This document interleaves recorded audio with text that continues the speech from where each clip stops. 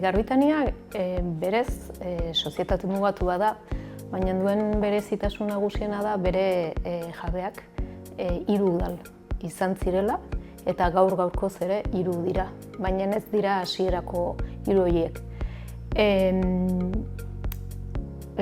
Sortu zuten garaia hartan, 2010 ari naiz, hausnarketa bat egin zutelako eta garai atzera jotzen badugu 2009-11 urteietatik aurrera hondakinen gaia pil-pilean zegoen Gipuzkoan eta batez ere Zubietako azkenean Zubietan izan duzen, baina Gipuzkoako txoko eta hainbat tokietan azterketak egin ziren errauskailua jartzeko eta horren aurrean udalerri batzuk eta ikusirik Zubietan jartzera zihoaztela, nolabait hondakinen kudeaketa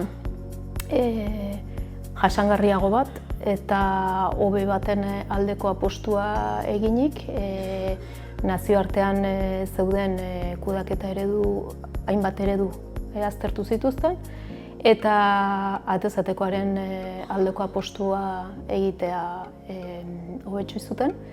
Eta hori dena kudeatzeko sortu zuten Garbitania sozietate mugatu hau. Beraz, sozietatea 100% kapital publikoaz osatuta dago. Eta hasiera batean apostu hori egin zuten udalak Hernani, Usurbil eta Oiartzun izan baziren ere, gaur-gaurkoz eta egun, une honetan Hernani eta Usurbilek aurrera jarraitzen dute eta Astigarraga sartu zen bide horretan. Erronka Garbitaniarena baino esango genuke mundu guztiarena dena eta dela zaborrez eta hondakinez betetzen ari garen planeta hau eta inguru giroa nolabait modu jasangarriago batean kudeatzea. Hondakinen gaietik hasita hala ere, azpimarratu nahiko nuke Garbitaniako bai sortzaile eta bertan lan egiten dugun guztiok argi daukaguna dela hondakinik onena sortzen ez dena dela.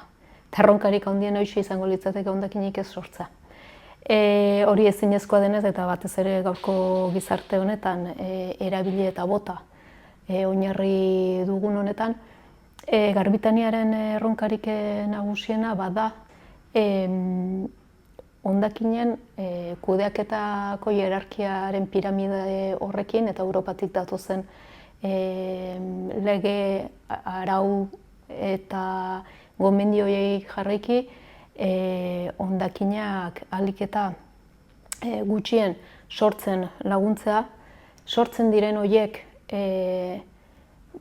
sortzen diren momentu horretan gaika biltzea eta gaika bildu den horri ahalik eta aterabide jasangarriena bideratzea. Birziklapenaren bidez eta baita ere berrerabilpenaren bidez ahalik eta hondakin gutxiena sortu den horri ahalik eta bizi iraupen handiena eman eta ahalik eta balorizazioa ahalik eta gutxien eramatea eta nola ez zabortegiak ekiditea. Hori da dugun erronkarik handiena. Azkenean, herritarrari eskaintzen diogun zerbitzua da udalak agintzen digun hori. Hondakinen politikak udalek ezartzen dituzte eta horren arabera Garbitaniari ezartzen diote agindu bidez ze zerbitzu eman behar duen, nola eman behar duen, bai herritarri begira baita ere pertsona juridiko edo enpresei begirako zerbitzuetan. Herri guztiek ez dute zerbitzu bera jasotzen, batzuek herriko bilketa modu batea egiten dutelako, beste batzuk poligonoetan sartu ez direlako, eta baina oro har Garbitaniaren bokazioa da bai herri eta bai enpresei bilketa zerbitzua ematea. Horrez gain, udalekin lan egiten dugu, esan bezala politikak eurek ezartzen dituzte, baina aholkulari gisa aritzen gara.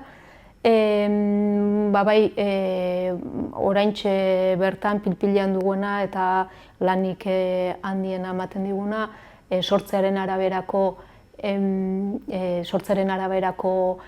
tasaren ezarpenak egitera, horretarako behar den teknologiak aztertu eta implementatzea, eta hori da oraintxe lanean ari garen hori. Hala ere, esan beharra dago, udalak une horretan badaude ere, edo momentu honetan sortzearen araberako ordainketaren gaiarekin buru belarri badaude ere, Garbitaniak pauso bat harago egin du eta fakturazio justuaren aldeko apustua egiten du, eta nolabait udal herri hauetan bermatzen du ematen duen zerbitzua soilik fakturatzen duela, eta hala herri hauek esan dezakete beraien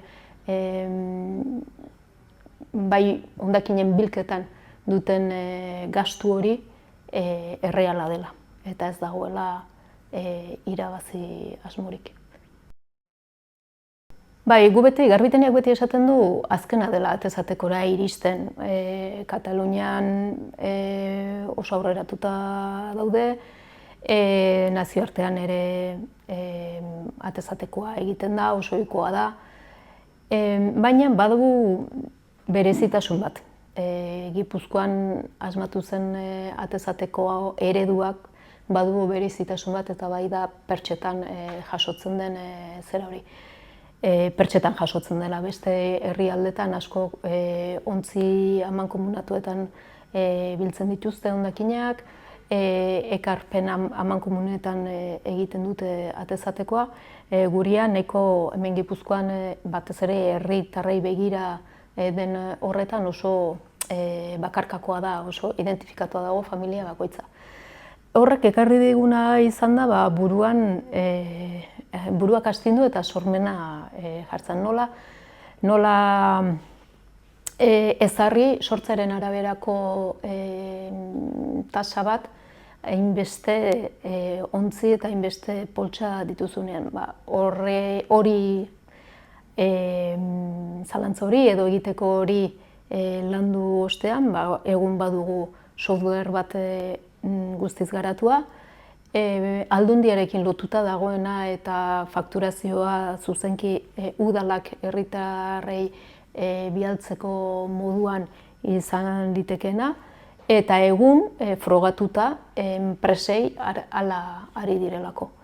Eta teknologia guzti hori Garbitanian garatu dugu, beste lankide eta enpresa lagunekin, eta horixe da egin duguna. Eta hemendik aurrera, pixka bat baita ere aurreratu nahi dugu faktura justuaren inguruko teknologiatan. Hori aurreikusten eta pentsatzen ari gara baita ere konpostari begirako zerbitzuetan.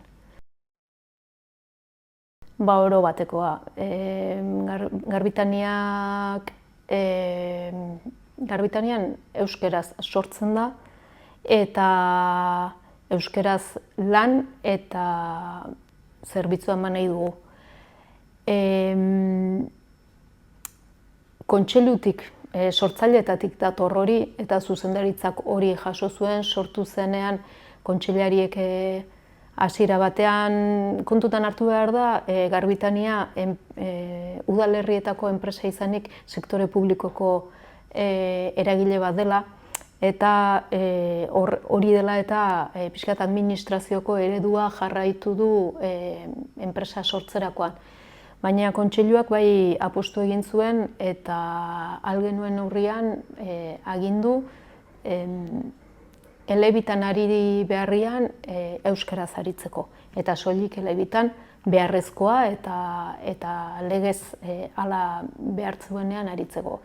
Beraz, egun sortzen ditugun, bai txosten, faktura, hausnarketa, kanpora joaten garenean ere lehenengo saiatzen gara gure hitzaldiak euskaraz izan daitezela, eta itzultzailea behar badute euskaratik ingelesera egitera eta ez gazteleratik ingelesera. Ez dugu beti lortzen, baina bai oso barneratua dugu. Eta hortaz, nik esango nuke gure DNA-aren barruan dagoen hautua izan du dela eta horretan jarraitzen dugula. Bueno, ez dugu ahaztu behar Gipuzkoan gaudela, Gipuzkoan Garbitania sortu zenean, lehen aipatu dut oso egoera bortitza, gogorra, politikoki oso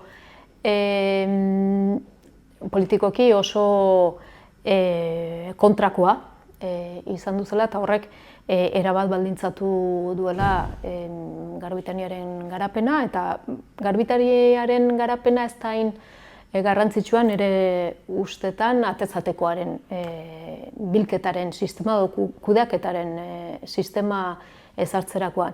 Hala ere, 15 urte ostean hemen gaude,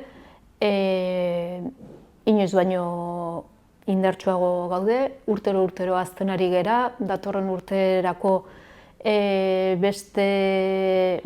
beste sozioren bat sartzea aurreikusten dugu, eta batez ere, une honetan poligonoen bilketan dago gaia, politikoki hor ikusten da hortik hasi daitekela lan handia egiten, eta erronkarik handiena guretzako gezurra badirudi ere, eta hau eneritz gurrutxa giseari naiz, desagertzea izango litzateke.